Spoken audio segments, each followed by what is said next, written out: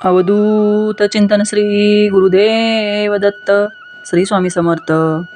आपल्या चॅनलमध्ये सर्वांचे स्वागत. आजचा आपला विषय आहे वर्षातून एकदाच येणारं खूप प्रभावीशाली वरदलक्ष्मी व्रत कसे करावे. संपूर्ण पूजा मांडणी. कोणत्या सेवा कराव्यात, दिवा कुठे लावावा. चला तर मग व्हिडिओला सुरुवात करूया. श्री वरदलक्ष्मी व्रत हे श्रावण महिन्यातील पौर्णिमेच्या आधी येणाऱ्या शुक्रवारी साजरे केले जाणारे अतिशय फलदायी आणि पवित्र व्रत.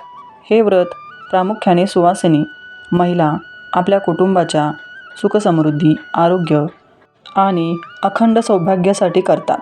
या व्रतामध्ये माता लक्ष्मीच्या वरदलक्ष्मी या रूपाची विशेष पूजा केली जाते.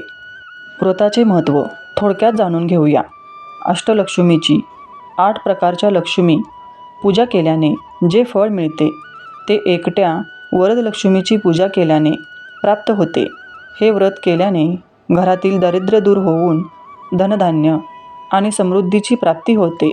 पूजेचे साहित्य: चौरंग किंवा पाट, तांब्याचा किंवा पितळेचा तांब्या, नारळ, आंब्याची किंवा विड्याची पाने, तांदूळ, हळद कुंकू, अष्टगंध, अक्षता, फुले, दुर्वा, लाल किंवा पिवळे वस्त्र, कलशासाठी दागिने किंवा मुखवटा, 9 गाठी असलेला हळदीचा दोरा, नैवेद्यासाठी पुरणपोळी किंवा दूध साखरेचा प्रसाद, फळे, विड्याची पाने आणि सुपारी.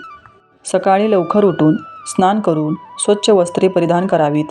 पूजास्थान स्वच्छ करून रांगोळी काढावी. पाटावर तांदूळ ठेवून त्यावर कलश ठेवावा. कलशात पाणी, नाणे, सुपारी आणि अक्षता टाकाव्यात. कलशाच्या मुखावर आंब्याचे पाने ठेवून त्यावर हळद कुंकू लावलेला नारळ ठेवावा. नारळाला किंवा कलशाला देवीचा मुखवटा लावावा आणि साडी व दागिन्यांनी सजवावे. ओम श्री वरदलक्ष्मे नमः असा जप करत देवीचे ध्यान व आवाहन करावे. देवीला हळद कुंकू, अक्षता आणि फुले वाहावीत. 9 गाठी मारलेला हळदीचा दोरा देवीसमोर ठेवून त्याची पूजा करावी आणि नंतर तो आपल्या उजव्या हाताच्या मनगटावर बांधावा. देवीला पुरणपोळी किंवा गोड पदार्थाचा नैवेद्य दाखवून धूप दीप लावून आरती करावी. पूजेनंतर वरदलक्ष्मी व्रताची कथा वाचावी किंवा ऐकावी. संध्याकाळी सुवासिनींना हळदी कुंकवासाठी बोलावून वाण द्यावे. दुसऱ्या दिवशी सकाळी कलशाचे विसर्जन किंवा हलवून पूजा पूर्ण मानली जाते. वरलक्ष्मीच्या व्रताच्या दिवशी देवी लक्ष्मीची पूजा स्थिर लग्नामध्ये करणे अत्यंत शुभ मानले जाते. स्थिर लग्नावर पूजा केल्याने घरामध्ये लक्ष्मी स्थिर राहते आणि समृद्धी येते.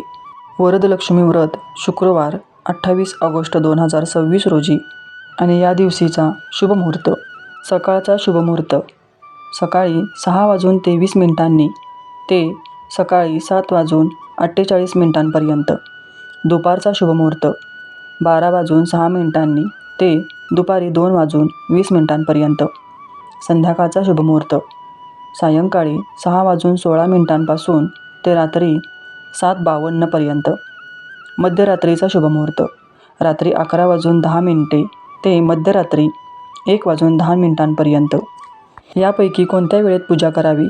सकाळची वेळ घरच्या घरी सकाळीच कलश स्थापना करून पूजा करण्यासाठी ही सर्वोत्तम वेळ मानली आहे. संध्याकाळचा शुभ वेळ सुवासिनींना हळदी कुंकवासाठी बोलवणे, आरती करणे आणि सायंकाळची पूजा करण्यासाठी ही वेळ उत्तम मानली जाते. सूर्योदयाच्या वेळेनुसार तुमच्या स्थानिक शहरानुसार मिनिटांमध्ये थोडाफार फरक असू शकतो. वरदलक्ष्मी व्रताबद्दलच्या काही महत्त्वाच्या विशेष गोष्टी, नियम आणि लहान-सहान परंपरा. व्रताचे नियम आणि काय खबरदारी घ्यावी. कोणी करावे? हे व्रत प्रामुख्याने विवाहित महिला करतात, परंतु नवीन लग्न झालेल्या स्त्रियाही पहिल्या वर्षापासून हे व्रत सुरू करू शकतात. या दिवशी पूर्ण दिवस उपवास ठेवून संध्याकाळी पूजेनंतर फलाहार किंवा सात्विक जेवण केले जाते.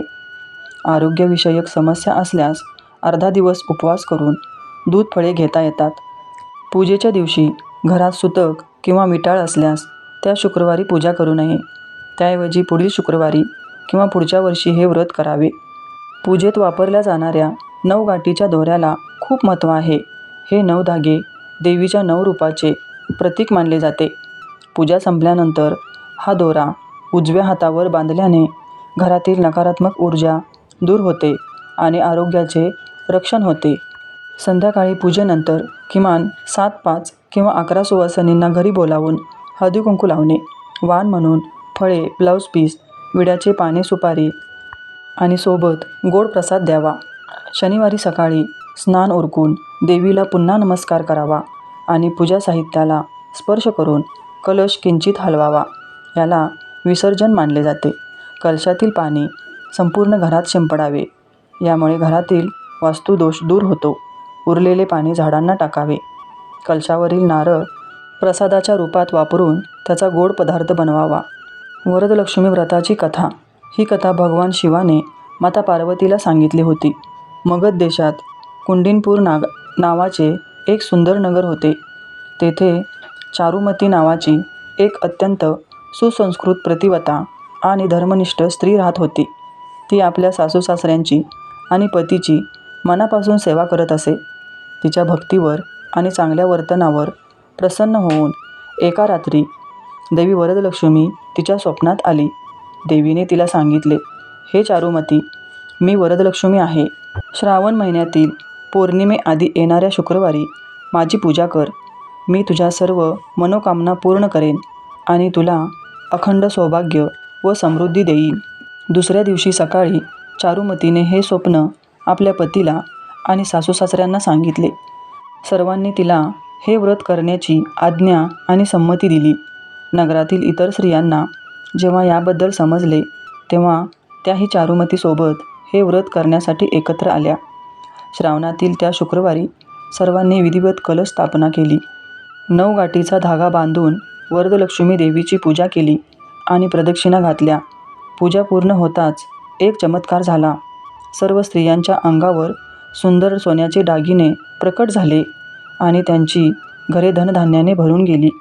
तेव्हापासून हे वरदलक्ष्मी व्रत घरोघरी प्रसिद्ध झाले. पूजेतील भपक्यापेक्षा मनातील भाव आणि श्रद्धा महत्त्वाची आहे. पूजेच्या सुरुवातीला मी माझ्या कुटुंबाच्या कल्याणासाठी हे व्रत करत आहे असा मनपूर्वक संकल्प करावा. पूजेनंतर गरजू किंवा सुवासिनींना दिलेले वाण हे प्रत्यक्ष लक्ष्मीला अर्पण केल्यासारखे मानावे. हे एकच असे व्रत आहे की महालक्ष्मीच्या 8ही रूपांचा आशीर्वाद प्राप्त होतो. सुवासिनी महिलांसाठी हे व्रत अत्यंत फलदायी आहे. यामुळे वैवाहिक आयुष्यात गोडवा राहतो आणि पतीला दीर्घायुष्य लाभते. घरातील दारिद्र्य, पैशाची चणचण दूर होऊन उत्पन्नाचे नवीन मार्ग मोकळे होतात आणि व्यापारात वृद्धी होते. ज्यांना अपत्यप्राप्तीची इच्छा आहे त्यांना गुणी संतान लाभते. तसेच घरातील वाद मिटून कौटुंबिक सौख्य आणि शांतता राहते. पूजेनंतर कलशातील पवित्र पाणी घरात शिंपडल्याने वास्तुदोष, वाईट नजर आणि नकारात्मक ऊर्जा दूर होते. श्रावण पौर्णिमा आणि वरदलक्ष्मी व्रत असा दुर्मिळ व अत्यंत शुभयोग एकत्र आल्यास लक्ष्मी पूजेसोबतच काही विशेष सेवा आणि धार्मिक कार्ये करणे अत्यंत फलदायी आहे. पौर्णिमेचा दिवस हा भगवान विष्णूंचा मानला जातो. या दिवशी घरात सत्यनारायणाची पूजा घातल्याने आणि कथा ऐकल्याने विष्णू लक्ष्मीचा संयुक्त आशीर्वाद मिळतो आणि कौटुंबिक समृद्धी वाढते. पौर्णिमेच्या तिथीला केलेले दान अक्षय मानले जाते. ब्राह्मण, गरजू किंवा मंदिरातील पुजाऱ्यांना तांदूळ, डाळ, साखर, वस्त्र किंवा दक्षिणा दान करावी. सुवासिनींना फळे, वस्त्र आणि सौभाग्यद्रव्ये.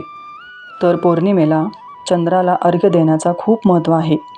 रात्री चंद्र उगवल्यानंतर एका तांब्यात पाणी, कच्चे दूध, अक्षता आणि पांढरी फुले घेऊन चंद्राला अर्घ्य द्यावे. यामुळे मानसिक शांतता लाभते, कुंडलीतील चंद्रदोष दूर होतो आणि लक्ष्मी प्रसन्न होते. श्रावणातील पौर्णिमेला वरुण देवाचे पूजन करून समुद्राला नारळ अर्पण केला जातो. तुमच्या आसपास नदी किंवा विहीर असल्यास तेथील जलाची पूजा करून वरुण देवाची प्रार्थना करावी. गायीमध्ये 33 कोटी देवांचा वास आहे. या दिवशी गायीला हिरवा चारा, गूळ आणि पोळी भरवावी. यामुळे सर्व प्रकारच्या दोषातून मुक्ती मिळते. वरदलक्ष्मी व्रत आणि पौर्णिमेचा शुभयोगावर माता लक्ष्मीची विशेष सेवा. देवी लक्ष्मीला प्रसन्न करण्यासाठी श्रीसूक्त किंवा कनकधारा स्तोत्र पठण करणे ही सर्वोत्तम सेवा मानली जाते. जर संस्कृत वाचता येत नसेल तर घरातील पूजेच्या वेळी श्रीसूक्ताचे पठण ऐकावे. माता लक्ष्मी देवीच्या फोटो किंवा प्रतिमेवर किंवा श्रीयंत्रावर ओम श्री महालक्ष्मी नमः हा मंत्र म्हणत शुद्ध कुंकुमार्चन करावे. या सेवेमुळे घरातील नकारात्मकता नष्ट होते आणि अखंड सौभाग्याची प्राप्ती होते. तुमच्या घरात धातूचे श्रीयंत्र असल्यास त्यावर कच्चे दूध आणि गंगाजलाने अभिषेक करावा. अभिषेकानंतर श्रीयंत्राला केशर आणि अष्टगंध लावून त्याची स्थापना पूजास्थानात करावी. लक्ष्मी देवीला तिच्या आवडत्या वस्तू अर्पण केल्याने ती घरात स्थिर राहते. कमळाचे फूल किंवा गुलाबाचे फूल, कमळगट्टा किंवा कमळगट्ट्याची माळ, पांढरी मिठाई किंवा तांदळाची खीर, 5 पिवळ्या कवड्या आणि हळकुंड हे लाल कपड्यात बांधून तिजोरीत ठेवावे. गाईच्या तुपाचा दिवा घरातील देवाऱ्यात आणि मुख्य प्रवेशद्वाराच्या उंबरठ्याच्या उजव्या बाजूला गाईच्या तुपाचा दिवा लावावा. तुळशीजवळ दिवा लावून तुळशीची पूजा करावी. पूजेच्या वेळी किंवा मोकळ्या वेळेत एका मंत्राचा 108 वेळा जप करावा. ते मंत्र कोणते म्हणावेत? ओम श्रीं ह्रीं श्रीं कमले कमलालये प्रसिद्ध प्रसिद्ध श्रीं ह्रीं श्रीं महालक्ष्मी नमः या मंत्राचा 108 वेळा जप करावा. ओम महालक्ष्मीचे विद्महे विष्णुपत्नीचे धीमहि तन्नो लक्ष्मी प्रचोदयात या मंत्राचाही तुम्ही जप करू शकता. जर हा व्हिडिओ तुम्हाला मनापासून आवडला असेल तर कमेंटमध्ये श्री स्वामी समर्थ आणि महालक्ष्मी नमः लिहायला अजिबात विसरू नका. आणि चॅनलला सबस्क्राईब केलं नसेल तर चॅनलला आत्ताच सबस्क्राईब करून घ्या. स्वामी तुम्हा सर्वांचे कल्याण करोत.